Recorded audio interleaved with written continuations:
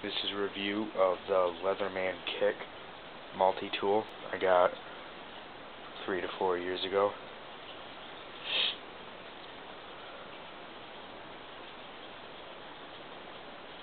Leatherman Kick.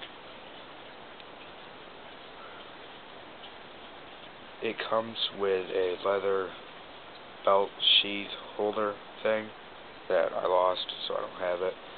But it has 2 different sizes of flathead screwdrivers.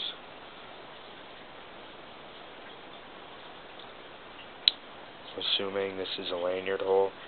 I don't know what this is. If you know what this is and I'm not right on the lanyard hole, put it in the comments and I'll add it to the description. Comes with a Phillips screwdriver and a bottle opener.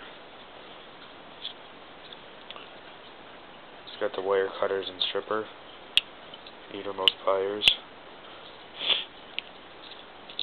and the blade. It's got a 3-inch blade. Now I don't like to use this blade because it doesn't have a lock really. It doesn't really stay locked.